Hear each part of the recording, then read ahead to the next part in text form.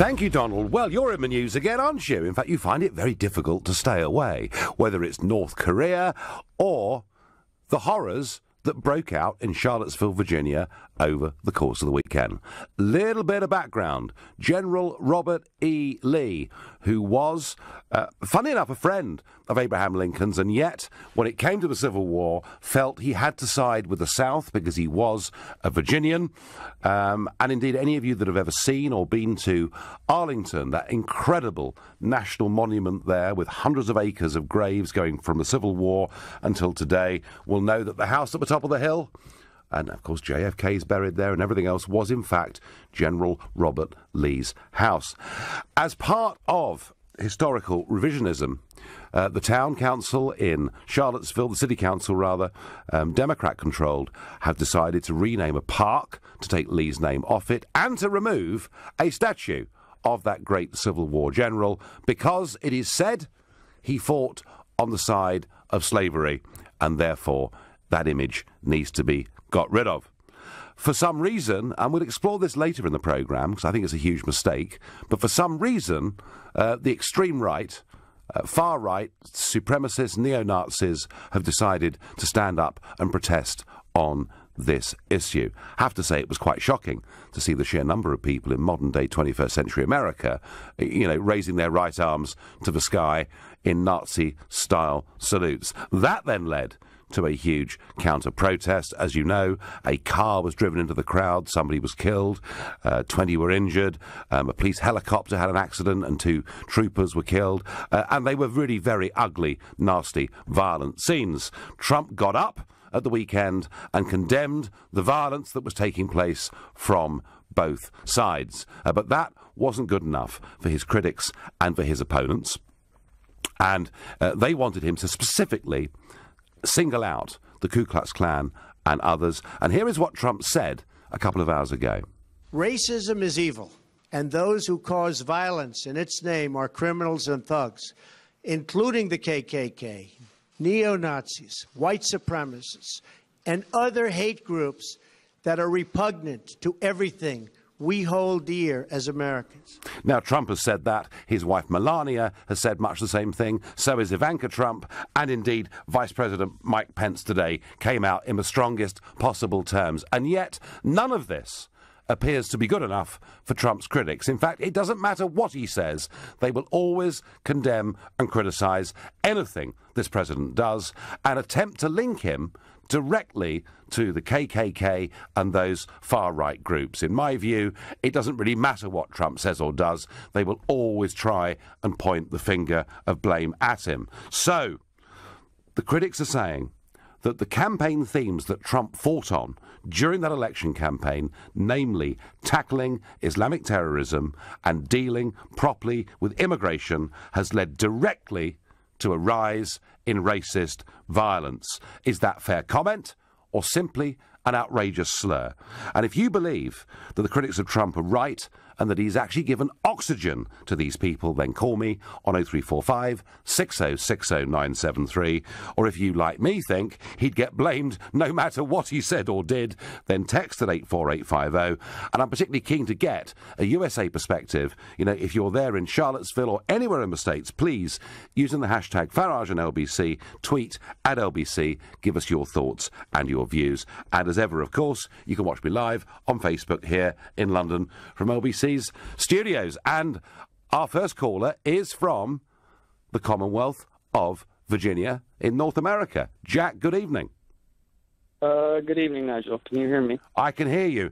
Where are you from in Virginia, Jack? Well, I was born in Charlottesville, actually, and I live nearby. I commute there to go to school. Right. And how do you see, obviously what happened, the behaviour in Charlottesville, all of that was pretty indefensible stuff in every way. But is it right? Is it right that people say that the president has actually given oxygen and encouraged these far-right racist and indeed neo-Nazi groups? I don't think that's particularly fair. These people have always been around, and there's been a rise in general, the U.S. and the West in general over the last couple of years. So not really. Right. So the argument is that in the southern states particularly, that the Ku Klux Klan have always been around. But so you're arguing that Trump has not encouraged these people in any way at all. Is that what you're saying, Jack? Yeah, I think he should have. I think he should have condemned them earlier, but I don't think he's encouraging it. No. Well, what he did, of course, on Saturday was to condemn violence on both sides. So, Jack, there are people like you that think, yeah, OK, it would have been better just outright to knock this, on the head immediately. But, Jack, as someone living in Virginia, I mean, do you see a rise in racial tensions, or is it more that the modern-day battle in America isn't black v white, it's actually left v right?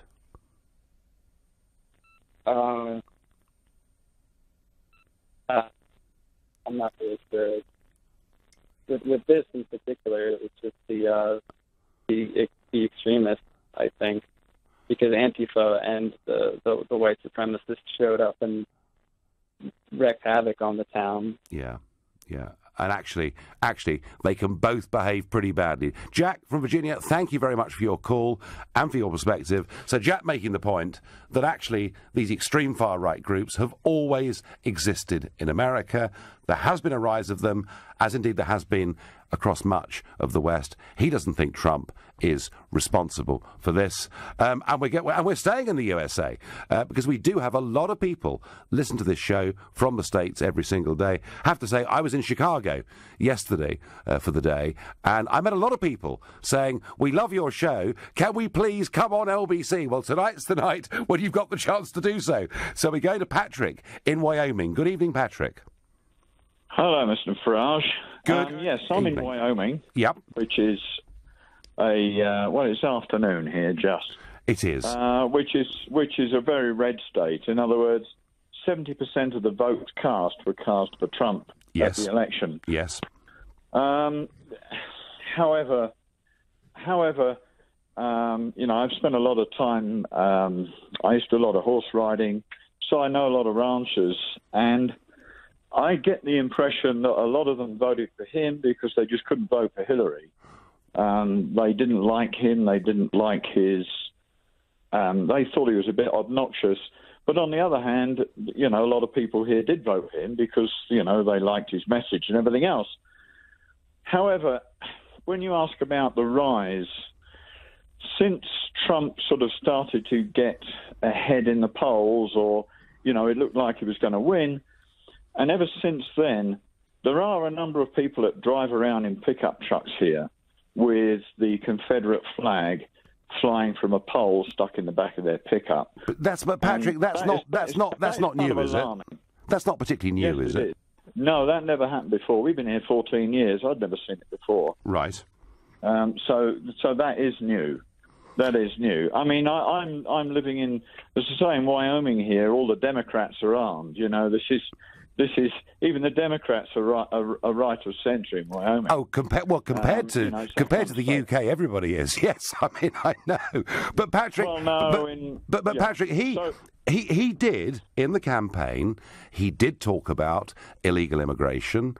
He's now talking about having an Australian-style point system for future legal migration. And yes, he talked in very tough terms about Islamic terrorism and dealing with it. Is, Patrick, in your view, is taking on these subjects something that necessarily encourages bad people on the far right? No, not those things. I don't think it was the fact that he was getting so much support, which he was not turning away from a number of right-wing extremists like. What's his name? Richard Spencer. I can't remember his second name. Well, Spencer. Yeah. Richard. Now he comes from Whitefish, Montana, and up in Whitefish, Montana is a very kind of extreme situation up there with right-wing extremists. They've been marching in the streets up there in the past, armed. Now, when you get a bunch of people turn up at a protest and they're carrying rifles. Why are they carrying rifles? Peaceful protests. We're carrying rifles were carrying Nazi flags.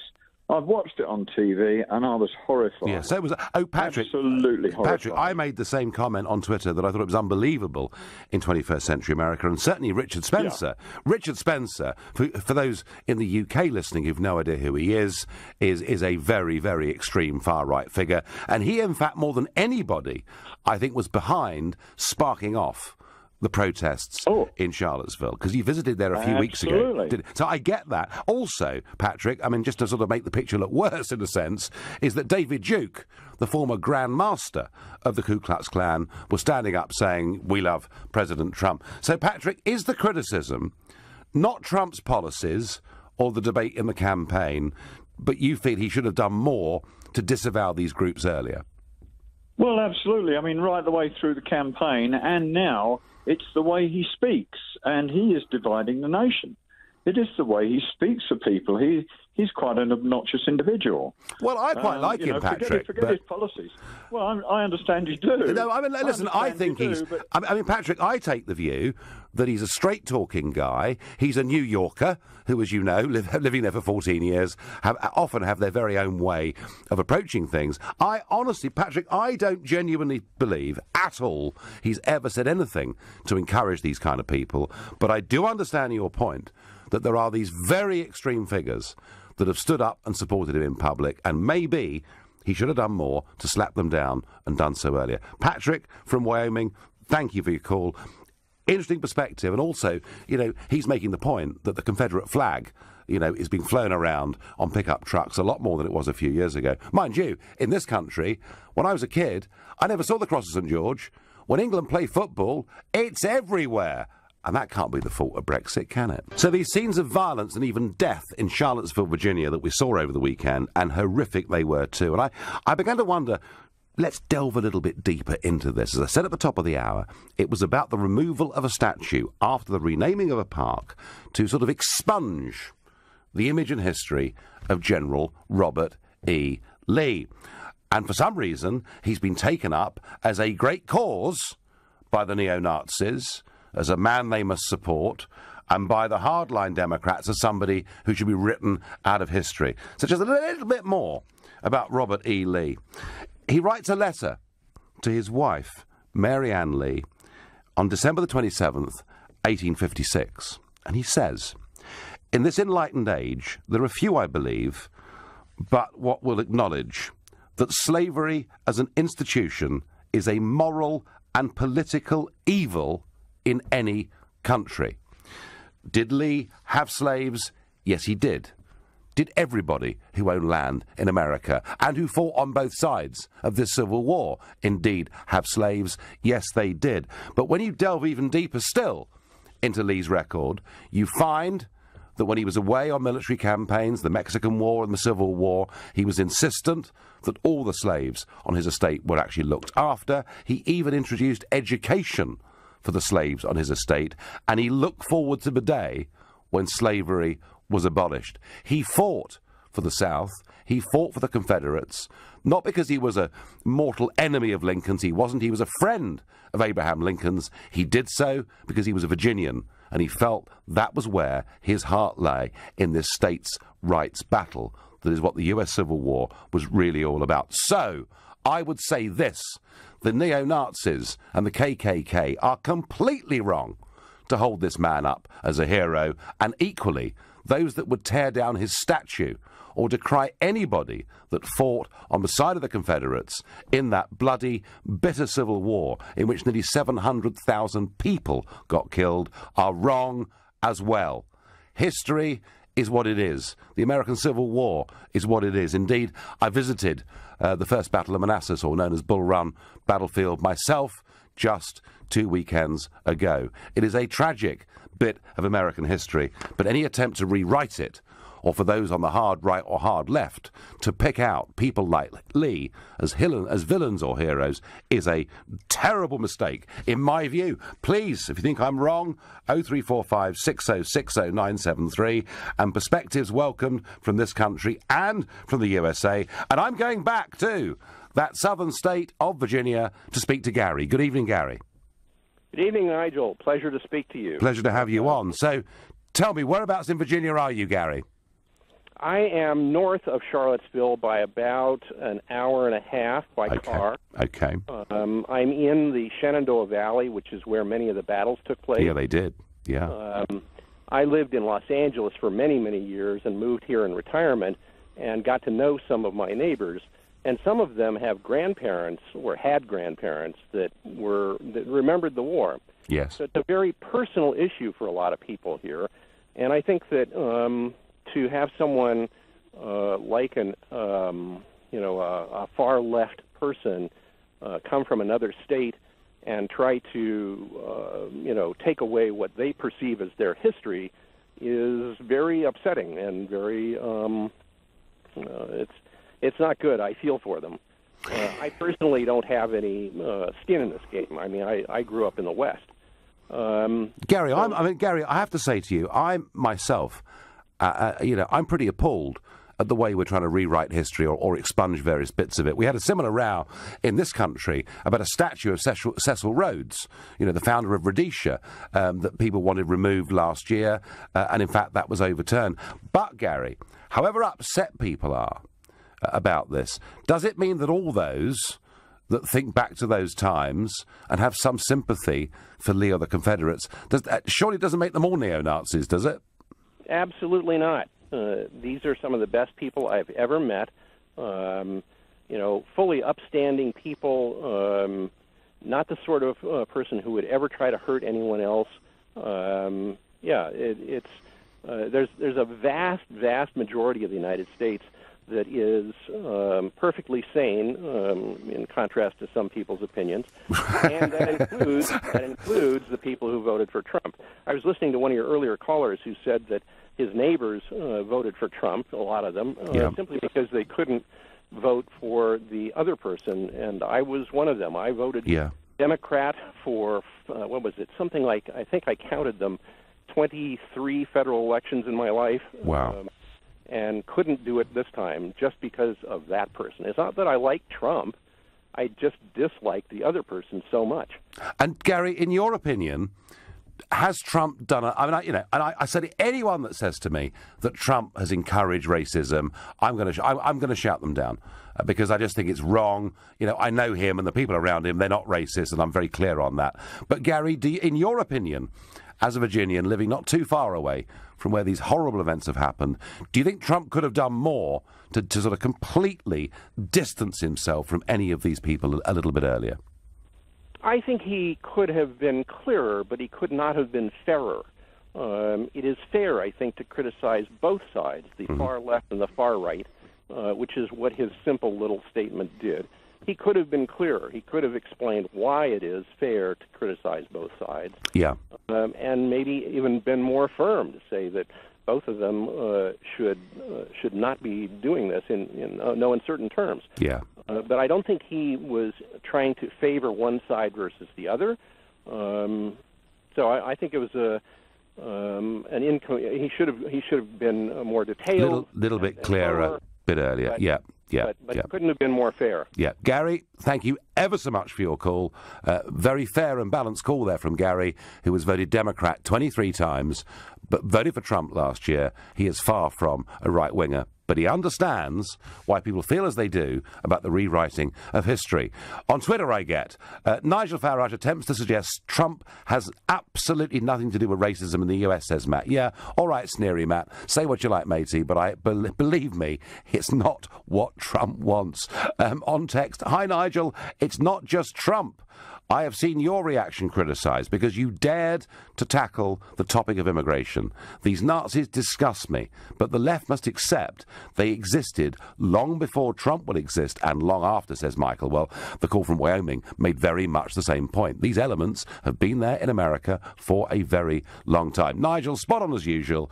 It is left v right, and we are just seeing the extremes on the media, says Jane. I made the point that in America, perhaps the real division in America is now that left and right hate each other more than any other potential religious or racial groups dislike each other. Why do I get the feeling that Nigel Farage and LBC will be quite fiery tonight, says Mark? Well, I don't know about fiery. I hope it's a strong debate. I hope it's a fair and a balanced debate too. Daniel in Manchester is my next caller. Somebody from the UK. Daniel, good evening. Hi, Nigel. How are you? Hi. So, what do you think, Daniel?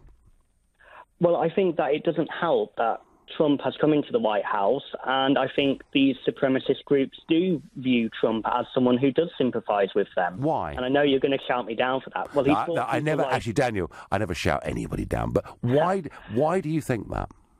Well, he's brought the likes of Steve Bannon into the White House, who does run that incredibly right-wing news site. And at the time of Bannon being brought into the White House, you had the likes of David Duke calling his appointment excellent and creating the ideological aspects of where they're going. Now, hang on. You know, whether you're a leader who seems to be on the right or the left, you get people that support you politically, you know, that you would never want. I had it.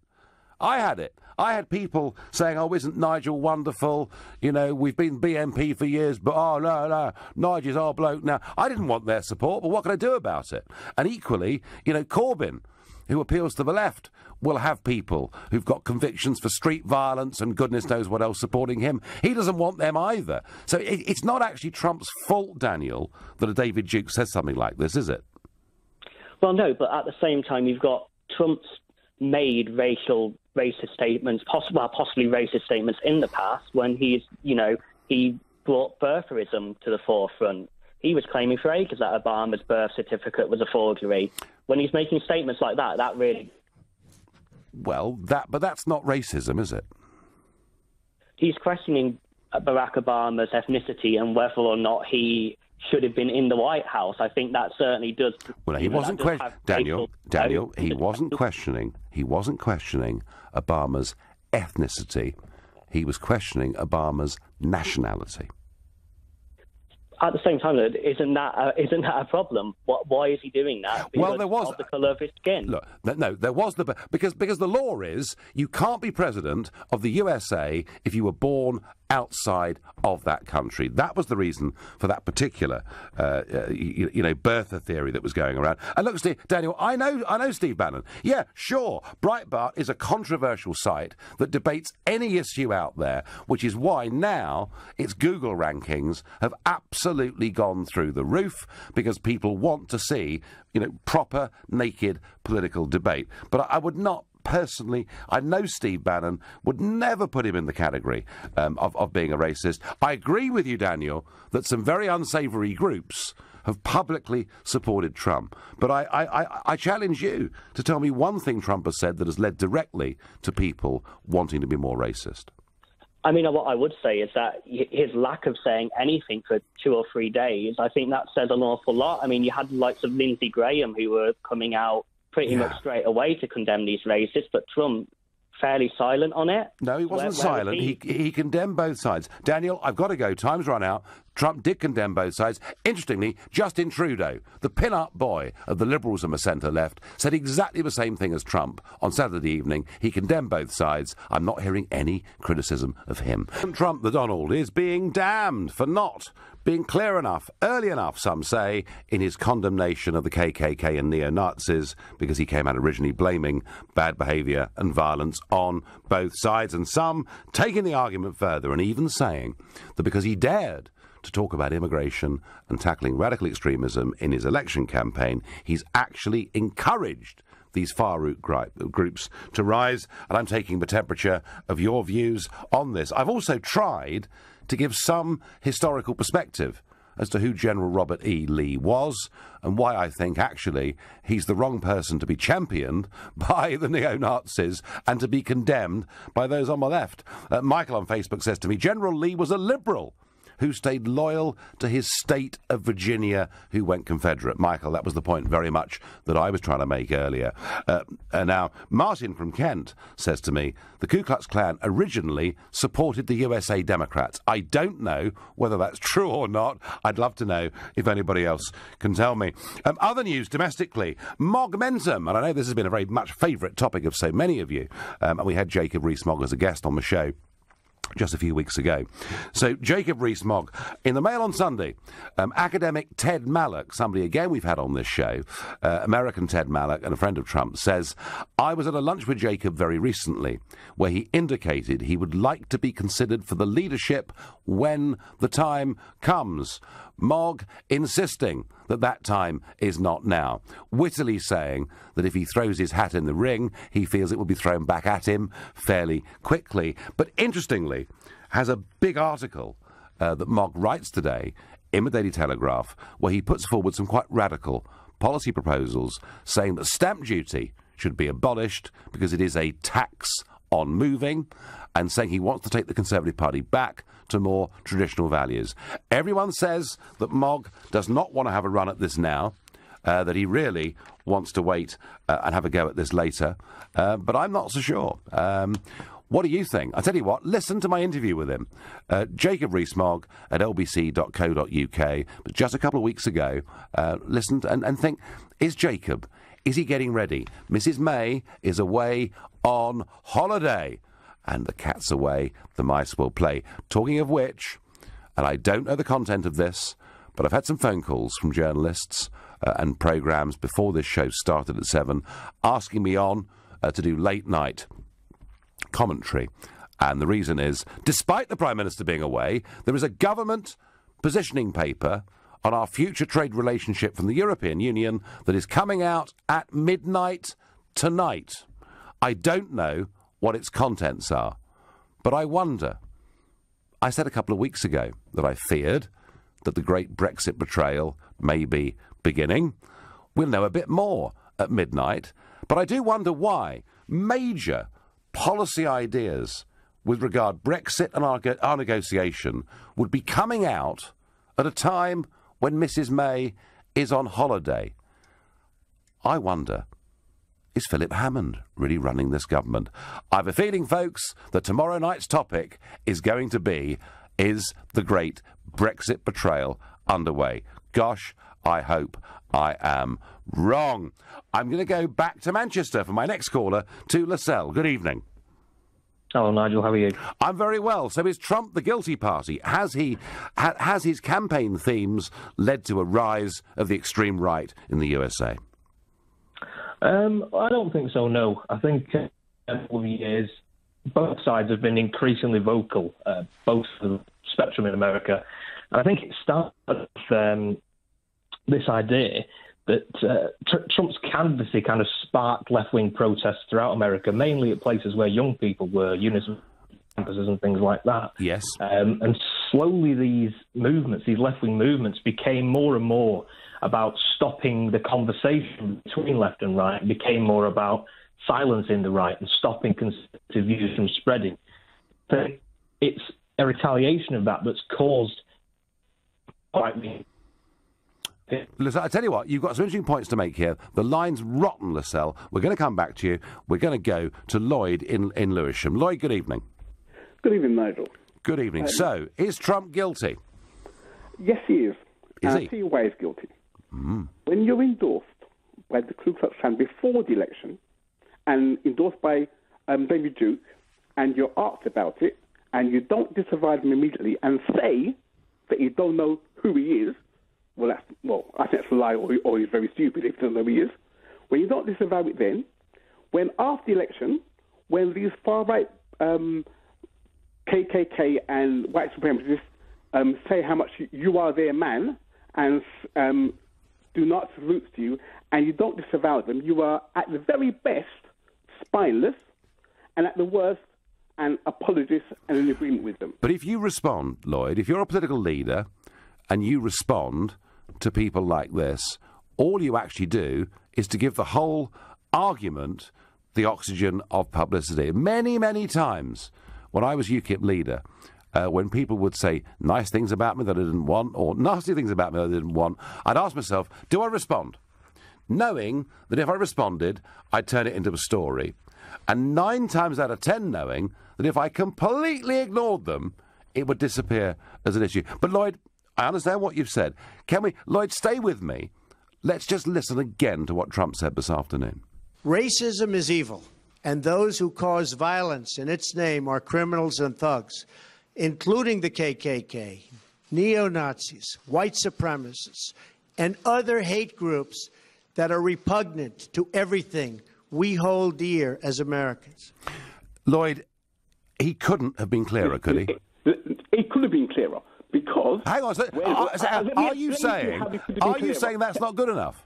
Let me explain to you why I'm saying this. Wow. Please. Go on. When Sadiq Khan made a comment about London's not to be alarmed to see armed police, within minutes he was tweeting how mealy-mouthed he was. But yet, after this, what did he do on his own soil? You cannot justify this double standard.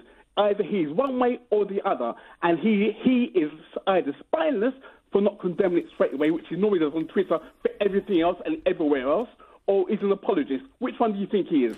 I think, Lloyd, that you're one of those people who, if Trump went down and sort of grovelled on the ground and said he apologised, if ever he'd given succour to anybody, even with vaguely conservative views, let alone extreme right-wing ones, that you would still find reason to condemn him. Giving you clear reasons why I believe his silence says more than words. But Lloyd, I've just played you a 20-second clip of what Trump has said this afternoon, and I have this evening accepted the point of view that one or two callers have made that perhaps he should. He should perhaps on Saturday have been. But Lloyd, what more can he do than he's done today? Please tell me. I will tell you. Can I say one more thing then? Go on. Right?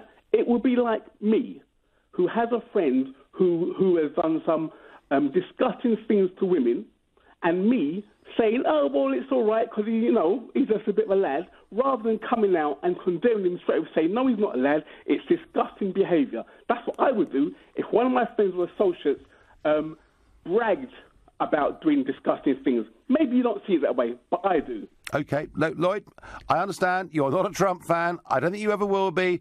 I do think, Lloyd, for you and other people, he could not have been clearer today in what he said, even if you found reason to criticise him for Saturday. But isn't it funny? No one's criticising that lovely Prime Minister Trudeau, who said exactly the same thing. Or what about Jeremy Corbyn? When it comes to Venezuela, will he condemn the government who've been shooting people in the streets? No, what did Jeremy Corbyn do? He said it was wrong, there should be violence on both sides. And that's OK. That's absolutely fine. If any world leader can look at any conflict and blame both sides and be thought to be fair and to be prudent. But when it's Donald Trump, oh no, he's wrong. Whatever he does. That's what I think. Tell me where I'm going wrong, folks. Call me on 0345 60 60 973. Donald Trump's campaign themes of tackling Islamic terrorism, of dealing with immigration, particularly illegal immigration, in a much tougher way, and indeed his manner and the way that he speaks. Has it led to a rise of extremism in America, or is that simply an outrageous slur? And Andy on Facebook says to me, Farage obviously refuses to acknowledge the part that racist ideologues like Trump and him played in creating the rise of racism and hate crime in America, and post-Brexit Britain, history will judge them. Well, Andy, I've been through a little bit of this myself, because a week before the referendum last year, there was the horrendous gunning down and murder of the young Labour MP, Joe Cox, that happened in a street in West Yorkshire. And within 48 hours of that atrocity, it was said that my campaign themes and posters had directly led to the rise of hate that had contributed to that murder. So I know exactly what Donald Trump must be feeling when people say these things about him today. Andy, all I would say to you is this, that what we've tried to do, certainly what I've tried to do through my career in politics, is to talk about real, sensible, normal issues, to get us back to a time when discussion of immigration is not shouted down or slated as being ridiculous, but is part of the normal day conversation that we have, not just in our private lives, but in our public lives, in politics as well. And I utterly reject that I've done anything other with this debate in this country than to try and return us to more normal and sensible times where border control was the right thing for a government to do. A view, Andy, by the way, that is supported by a vast majority of people in this country. Tina says, St George's flags, I mentioned them earlier, St George's flags come out for the football as it's the only time we feel safe to do it without being called racist. Well, it's true, Tina. It's not very long ago when anyone was showing a Union Jack. Oh, no, you can't do that. it means you must be voting for the National Front. Thank goodness we've smashed, I think, some of that nonsense in this country. No one's come back to me on the truth of the KKK originally supporting the Democrats. Perhaps they will. Somebody with a big historical knowledge of this in the next 10 minutes. I'm going to go down to Bournemouth and speak to Daniel. Daniel, good evening.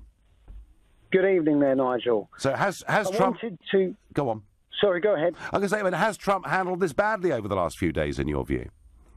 Yeah, utterly badly. Unfortunately, he should have stamped on this much earlier, although I can understand why he was a little bit cagey about picking on specific groups. He might as well have picked on other groups that have also been equally odious from the left. I think you touched on it earlier when you said division between left and right, rather than between black and white or any other ethnicity. And I think the issue that both Trump and yourself have faced is not that you've given succor to racists, but more that you've provided a touchstone for people who have felt marginalised in the political debate. And that includes people who are on the more extreme ends of those spectrum.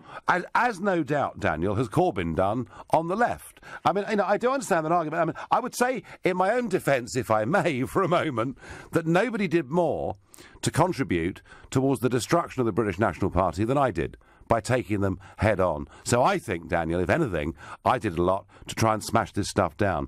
But yeah, you're another one, Daniel, that thinks. I mean, has Trump got it right today, Daniel, in your view? Oh, absolutely. It's a little bit too little, too late, but absolutely. He's named the groups. He's taken it out of the park. It's not even a conversation anymore. Right. You can't say that he hasn't named those particular people. The question is, will anybody on the left take any notice? As you mentioned earlier to a previous caller, there are those people that will hate Trump regardless of what he does or says. I was a Trump fan from the very beginning. In one of the earlier Republican debates against Jeb Bush, I knew immediately that he was going to be the candidate. There was no question about it. Very, very early in the campaign, he was by far the strongest candidate. Yeah, and I think he is the right. And Daniel, you've supported Trump, and just to be clear, you've never thought Trump to be racist in his views or his ideas. Well, he clearly is not a racist. I mean, he may have some opinions on things which other people might consider racist because they haven't listened to what he said. They've just listened to what what's been said. He said absolutely. Daniel, thank you. Superb. I'm going to Darren in Oldham next. Darren, good evening. Hello, Nigel. Good evening. Good evening. I'm here to give you a reality check about your friend, I'm afraid, because I do believe behind the shiny smile and the golden hair is something not quite right. As Anne Widdecombe once said, something about the dark, about that man. Well, she said that about the Conservative Party leader in this country, not about the President of the USA. But Nigel, let's look at the reality of the situation. Several years ago, the Trump family in Brooklyn were involved in an issue where they refused to rent apartments to black people. He's insulted the Mexican race. He insulted a judge because of his ethnicity. In a 1991 book by John O'Donnell, president of a Trump hotel, he said Mr. Trump had made remarks about black people. He's insulted Mr. Obama about his origins. That's Darren, that's a bogus argument. That's a bogus argument. It's a bogus... Darren, that was about... Darren, that argument was about nationality and had Obama been born in the USA and therefore did he qualify to be president? And the Mexicans point you make. So what is it he said about Mexicans that you think is racist? He condemned them all as murderers and drug dealers. No, he didn't. He said some of them are really good people, but we're allowing in too many, and yes, he went on and talked about drug dealers and murderers and rapists. He said some of them are really good people. Was that just a cover? And what about his family refusing to rent apartments? Well, would you know something? He runs a huge business empire. And to think that he personally is signing off renting flats in Brooklyn to any individual after looking at their credit rating is frankly ludicrous, isn't it? No, it all stacks up that he's a proved racist and sexist, and there's something about the dark about him. He might be a nice person, but that's what you think, but in reality, I don't think so. Darren, the evidence is there. he's a racist. Darren, fine, you have your view. I don't agree with you, but you have your view about Trump. Let me just ask you this. You know, he's made that statement today. Has he now gone far enough in his condemnation of these groups? Has he now, in many ways, set the record straight? Or is there simply nothing he could say, in your view, that would ever be good enough? No. Surely you must admit that your friend on Saturday dragged his feet, and today the PR people behind him have pushed him out to make this. So should we condemn Justin Trudeau, Darren? Sorry? Should we condemn Justin Trudeau for saying... I'm talking about Trump and his racism. Oh, right. And do you condemn Corbyn for saying there's equal blame on both sides in Venezuela? That was a totally different situation. I'm looking at what Trump's saying. Trump was dragging his feet, and he's got a proved racist past. So it's just face the reality of it. So you're obsessively against him, aren't you? Absolutely. I think he's an American disaster. All right. Remember, Nigel, the majority of Americans, person by person, did not vote for this man.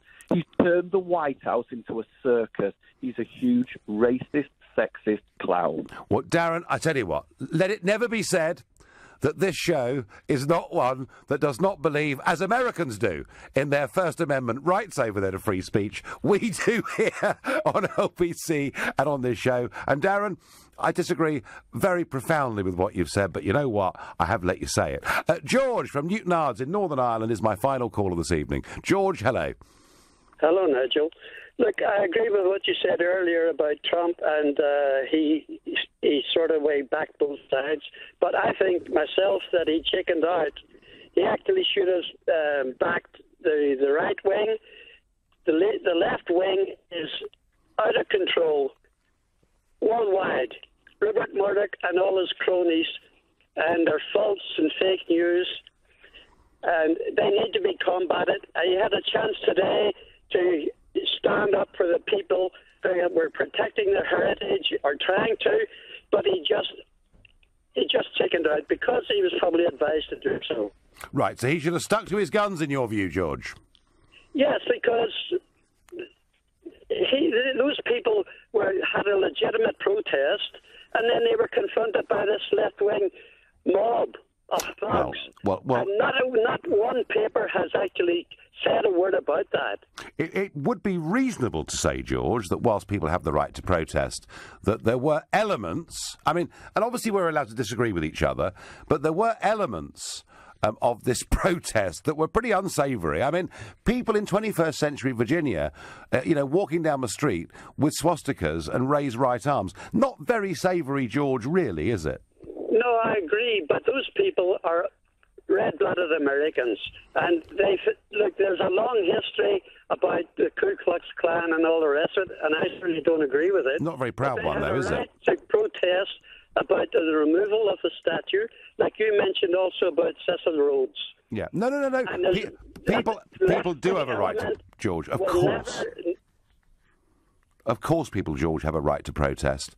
But actually, I don't agree, George. I think Trump, doing what he's done today, he could not be clearer about what his position is. The same goes for Pence, and the same goes actually for the rest of the Trump family and regime. Listen, it's been a pretty fiery debate. My final thoughts on this are that, yes, I was as shocked as anybody to see those scenes in Charlottesville. But for goodness sake, let's not rewrite history. That leads to bad things happening on all sides.